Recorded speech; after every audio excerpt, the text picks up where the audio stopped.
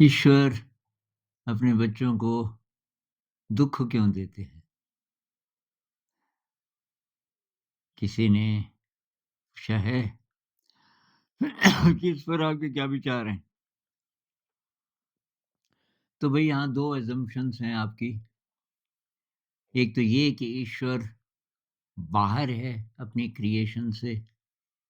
ये सारी जो क्रिएशन है, ब्रह्मांड है, इतने जीवधारी हैं, इससे बाहर से देख रहा है। और दूसरी असम्पशन ये है कि दुःख खराब चीज़ है। इसीलिए तो आप पूछ रहे हो ना क्यों देता है? मतलब दुःख खराब चीज़ है। अगर आपके ये दोनों ही असम्पशन्स अ, गलत हों, तो तब किसी और डायरेक्शन में हमें सोचना पड़ेगा। तो पहली बात भई बुद्धिज़्म के अनुसार जो भी आपकी ज़िंदगी में आ रहा है, जो घटनाएँ आ रही हैं, सुख आ रहा है, दुःख आ रहा है, तो वो रिज़ल्ट है आपके पिछले कर्मों का। आपने कभी जो बीज बोए होंगे कर्मों के, उनका ये फल है अभी। हिंदुइज़्म में भी मानते हैं ऐसा। तो बुद्धिज़्म में ये नहीं मानते कि कोई सज़ा देने वाला है, कि खराब कर्म करोगे तो कोई है ईश्वर, वो तो ईश्वर अल्लाह को मानते भी नहीं ना, बुद्धिज़्म में वो अ, मानते ही नहीं किसी बड़ी शक्ति को। तो बुद्धिज़्म में जो सारा ज़ोर है वो इस बात पर है कि आप ही अपनी ज़िंदगी के मालिक हो, अत्ता ही अत्तनो नाथो। बुद्ध कहते हैं आप ही अपने नाथ हो। आप जैसे जीना चाहो, जिधर जाना चाहो, ये सब आप ही के ऊपर है। लेकिन पिछले कर्मों का फल साथ-साथ चल रहा है, उसके साथ भी डील करना है, इसीलिए दोबारा जन्म लिया। अगर बराबर हो चुका होता हिसाब-किताब कि भई पिछले जो भी मैंने गड़बड़ कर्म किए और उसका फल मैंने भुगत लिया बिना रिएक्शन के, तो बराबर हो गया और कोई राग नहीं है, कोई द्वेष नहीं है, कोई लालच नहीं है, क्योंकि वो भी दुष्कर्म में आता है ना, सूक्ष्म लेवल पे। जब आप इच्छा लिप्सा करते हो, कोई इच्छा करते हो, काश मेरे पास कार होती। ज़रूरत नहीं है यहाँ से वहाँ जाने के लिए बहुत वाहन है, बस है, लेकिन आपको इसलिए चाहिए कि तब मेरा नाम होता। तो ये भी दुष्कर्म है, क्योंकि आप इच्छा अपनी बढ़ा रहे हो और ये प्रकाश की यात्रा में बाधक है। तो फिर ईश्वर कहाँ है? ईश्वर को तो मानते हैं ना। बुद्धिज़्म में ये नहीं बोलते कि नहीं है। बुद्ध ये नहीं कहते कि परमात्मा नहीं है, लेकिन वो ये भी नहीं कहते कि है, चुप रह जाते हैं।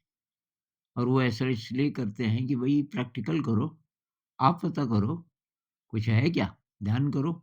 ध्यान करने से धीरे, धीरे, धीरे तुम अपनी हायर इंटेलिजेंस को एक्सेस कर पाओगे। तो आपकी बुद्धि बढ़ेगी, विवेक बढ़ेगा, धीरे-धीरे अतीन्द्रिय शक्तियाँ बढ़ेंगी और वो कहते हैं शून्यता। अंत में 2 चीज़ों का आपको पता चलेगा कि अ, किसी भी चीज़ का इंडिपेंडेंट अस्तित्व नहीं है। सब चीज़ें सब चीज़ों पर डिपेंडेंट हैं। इसलिए ये जो शून्यता है, नथिंगनेस, मतलब एक प्रकार की मैं ऐसे सोचता हूँ इसको, एक एनर्जी फील्ड है जिसमें कोई थिंग नहीं है, कोई चीज़ नहीं है, नथिंगनेस, नथिंगनेस, कोई कुछ पकड़ नहीं सकते, एम्प्टीनेस है, एम्प्टीनेस है। और वो अब आज की विज्ञान की भाषा में कहें तो डेविड बोhm कहते हैं होलो मूवमेंट है। एक एनर्जी फील्ड है जो कि चल भी रहा है, होलो मूवमेंट। वो उपनिषद में भी कहते हैं ना कि तने जति तन्ने जति, चलता भी है और नहीं भी चलता। तद्दूरे अ, वो बहुत दूर भी है और बहुत नज़दीक भी है, ऐसे-ऐसे विरोधाभासों में वो बोलते हैं।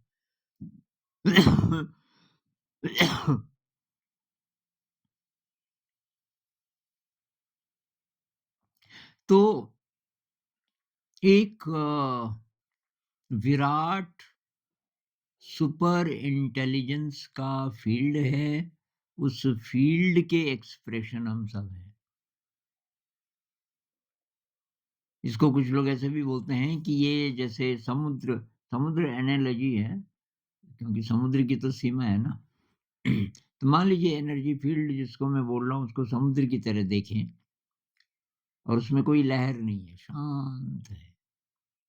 तो ये है ओरिजिनल एनर्जी फ़ील्ड, क्रिएशन से पहले, किसी यूनिवर्स के बनने से भी पहले। अब उसमें एक लहर उठी और वो थोड़ा सॉलिड हो गई, वो है ये ब्रह्मांड और उसमें फिर ये सारे जीवधारी बने। तो जो बन रहा है, वो सब वही है, उसी इंटेलिजेंस का सॉलिड रूप है। सॉलिड कह लो, कोई और रूप कह लो और वो इंटेलिजेंस अपने आप काम करती है हर जीवधारी के अंदर। तो हर जीवधारी एक तरीके से वही है। वो ईश्वर को, अल्लाह को, हर जीवधारी वही है, अज्ञानता का पर्दा पड़ा हुआ है। तो हिंदुइज़्म में कहते हैं ना कि आत्मा को अगर जान लो आप, तो आप परमात्मा को जान लोगे। क्योंकि हमारे अंदर ये संभावना है कि हम आत्मा को जान सकते हैं। अब दूसरी बात कि क्या दुःख खराब चीज़ है? तो भई कबीरदास जी तो कहते हैं कि भई सुखी थे आप पहले, आपने उसका उपयोग नहीं किया। भई काहे के लिए चाहिए आपको सुख? क्या करोगे? ऐश-आराम करोगे, ऐसी ज़िंदगी खत्म कर दोगे इसलिए कि साधना करोगे? तो कबीर साहब कहते हैं साधना नहीं किया आपने, जो सुख में सुमिरन करे, दुःख काहे को होए। ये दुःख याद दिलाने आया, कि तुमने टाइम वेस्ट कर दिया भाई। जब सुख था तुमने क्या उपयोग किया? कितने सारे लोग जो ठीक-ठाक हैं, कोई प्रॉब्लम नहीं है, कर रहे हो आप साधना, जितना कर सकते हो मैक्सिमम कल डेथ है, सालों के बाद आप नहीं रहोगे इस प्लैनेट पे, ना ये शरीर इस काबिल रहेगा कि आप साधना कर पाओ। भाई जिसने जवानी में शुरुआत नहीं की, पहले तो बचपन में, बुढ़ापे में नहीं अब शुरुआत कर सकता। बुढ़ापे में वो जारी रख सकता है अगर जवानी में उसने शुरू कर दिया होगा तो तब तो बुढ़ापे में भी कभी भी बढ़ता ही रहेगा। लेकिन 60 साल के हो गए अभी तक आपने ध्यान नहीं किया, आप कोशिश कर रहे हो ज़रूरी नहीं। पता नहीं इतना स्ट्रॉन्ग है कि नहीं आपका शरीर अंदर से। तो टैगोर जी क्या बोलते हैं कि "পথহারা তুমি পথিক जेनो गो सुखेरो कानने।" सुख के उपवन में रास्ता भूल गया रे तू, खुद को कह रहे हैं। ऐ यात्री, प्रकाश का यात्री, कहाँ उलझ गया? तू सुख के उपवन में असली रास्ता ही भूल गया। और तब उसमें वो ये बोलते हैं कि ये जो सुख है, एक तो एक एक माया जैसा, मतलब एक छलावा जैसा है, डिसेप्शन है और ये हमको मीठी-मीठी नींद सुला के ऐसे ही ज़िंदगी खत्म कर देगा हमारी। सुख नहीं चाहिए। और एक और कविता में वो कहते हैं, तो टैगोर जी के लाइफ टाइम में जो-जो उनको प्रिय थे, उनका बहुत बड़ा परिवार था और तो कई उस उनके भाई थे, भाभियाँ थी, फिर उनके बच्चे थे और कुछ-कुछ से उनका काफ़ी अटैचमेंट भी था।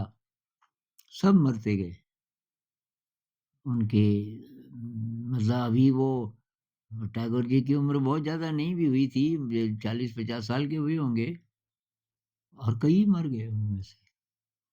तो टैगोर जी कहते हैं, हे ईश्वर मुझे पता है, आप ये क्या कर रहे हो? आप मेरे सितार को ट्यून कर रहे हो।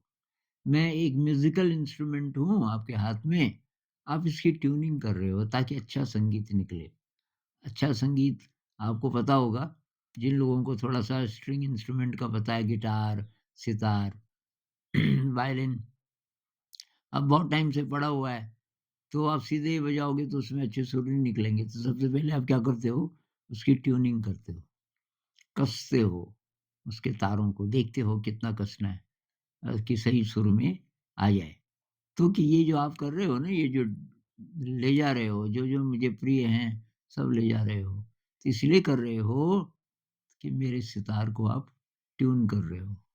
मुझे मालूम है, बहुत दर्द हो रहा है, लेकिन ये सितार ट्यून हो रहा है, उसके बाद आप बजाओगे।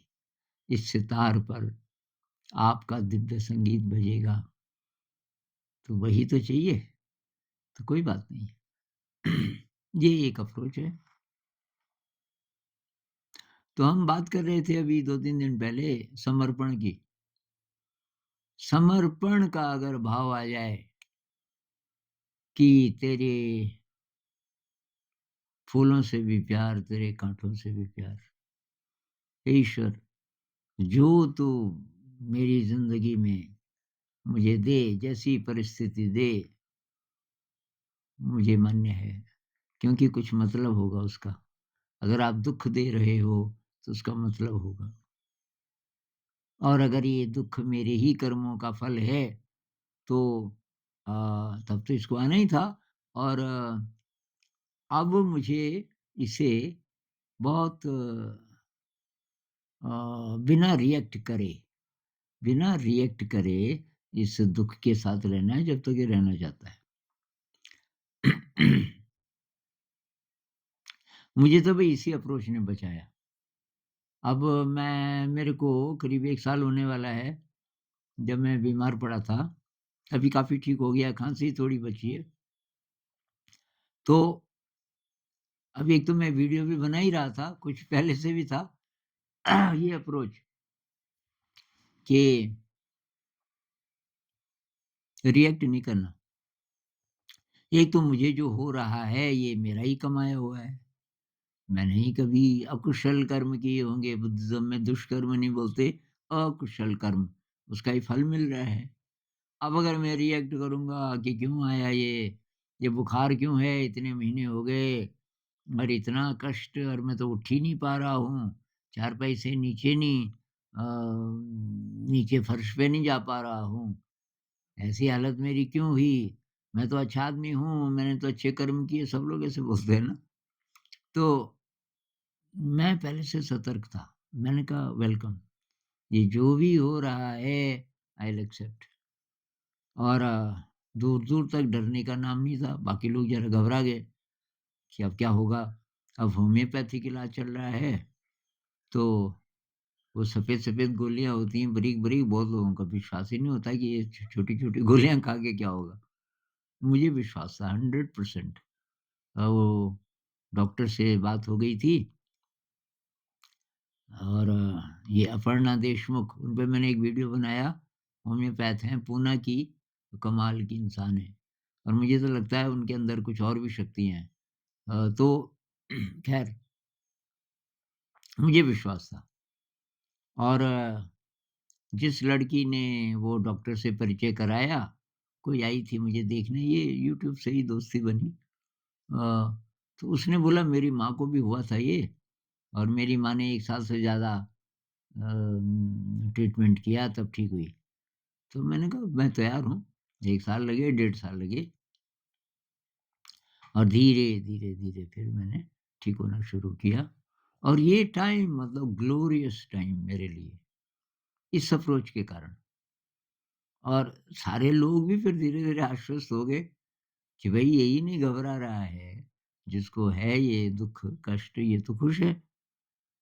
तो मैंने कहा भई मेरा टाइम आया नहीं, मैं मृत्यु से नहीं डरता, पर मुझे लग रहा है अंदर से, ये दुःख देखना था मुझे, और इससे मैं ये मेरे लिए अच्छा है, मेरी साधना के लिए भी अच्छा है।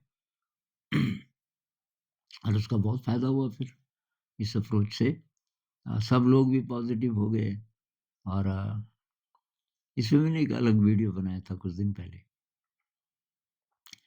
तो भाई असली बात पहले याद रखो, क्यों आए इस जगत में? सुखी-सुखी रहने के लिए। आज भी, कल भी, 1 साल, 2 साल, 10 साल, 20 साल सुखी सुख में मर गए। क्या फ़ायदा हुआ? कुछ लोग होते हैं ना बहुत पैसे वाले, ज़रा-सा कुछ हुआ तो ट्रीटमेंट कर लिया और बहुत सतर्क, खाने में भी, इसमें भी, उसमें भी पैसे बहुत सारे हैं और लेकिन साधना नहीं करते, कैटरपिलर ही रह जाते हैं, बटरफ्लाई बनने की कोशिश भी नहीं करते या उनके पास मैसेज भी नहीं है शायद कि कुछ और भी आप बन सकते हो। उसी तरह जो यंग लोग हैं, अभी स्टूडेंट्स हैं, अब उनका सपना है कॉम्पिटिटिव एग्ज़ाम में निकलेंगे, बड़े साहब बन जाएँगे, खूब पैसा कमाएँगे। सुख मतलब वो तो ठीक है, काहे के लिए? कैटरपिलर की ज़िंदगी जीनी है कि बटरफ्लाई भी बनना है। तो बटरफ्लाई बनना है तब अप्रोच अलग होगी। तब पास हो ना हो, साहब बने ना बने, पैसा ज़्यादा हो या कम हो, ये सब बाहर-बाहर की बातें हैं। उतना जुट जाएगा कि मेरा काम चल जाए, मेरे परिवार का काम चल जाए बस। और बाकी मुझे साधना, साधना का मतलब ये नहीं कि बस तुम हर समय बैठे हुए हो ध्यान में। साधना का मतलब है कि भई शील का पालन तो करोगे ही, लेकिन लोगों के साथ जो इंटरैक्शन है उसमें सेवा बहुत ज़्यादा होनी चाहिए। दूसरों के लिए मैं क्या कर दूँ? क्रिएटिविटी, हर चीज़ को देखने का नया नज़रिया, क्रिएटिविटी, तब आपके अंदर से नया ज्ञान, विज्ञान निकलेगा और तो ये जो पूरा मैं कई बार बोल चुका हूँ इस पे कि ध्यान का मतलब केवल ये नहीं कि जो बैठ के प्रैक्टिस करते हो वो एक पार्ट है। लेकिन शील है और पारमिताएँ हैं, उनका ध्यान रखना बहुत ज़रूरी है। विनम्रता, कृतज्ञता, देने का भाव, सेवा का भाव बहुत ज़्यादा ज़रूरी है और आपकी क्रिएटिविटी। अब दुखियों को, जो दुखी हैं आपके इर्द-गिर्द, उनके चेहरे पे आप मुस्कुराहट लाना शुरू कर दोगे, बहुत बार कुछ भी किए बिना। तो कष्ट का भई अ, वेलकम करो। ये जो आप दुःख बोल रहे हो ना, दुःख भी हम बनाते हैं उसको, कष्ट आता है एक्चुअली। कष्ट मतलब पीड़ा है, दुखद संवेदना है, जो संवेदना आपको खराब लगती है। पर संवेदना को तटस्थ भाव से देखो तो खराब का क्या मतलब? तो कष्ट आएगा, उसको दुःख नहीं बनाना और कष्ट आया है, उसका वेलकम करो। अब बीमार हो गए, इलाज करो, वो सब करो, लेकिन वेलकम करो कि जो भी हो रहा है एक तो हिसाब-किताब बराबर हो रहा है, पिछले मैंने जो अकुशल कर्म किए। दूसरी बात कि साधना की याद आ रही है ना अब रोज़। मुझे रोज़ ये ख़्याल आता था, अब बैठ नहीं पा रहा हूँ, सिटिंग नहीं कर पा रहा हूँ। अब जब ठीक हो जाऊँगा, मुझे ज़रा ज़्यादा सिटिंग्स करनी है। तो ये याद दिलाता है कष्ट, उसको पॉज़िटिवली लो और दूसरी बात भई ईश्वर तो आप ही हैं, आप ही के अंदर है। अब कर्म अच्छे करो आगे के लिए, तो कष्ट नहीं आएगा क्योंकि आप साधना के रास्ते पे पर हैं, तो फालतू कष्ट नहीं आएगा, कम आएगा। नमस्कार।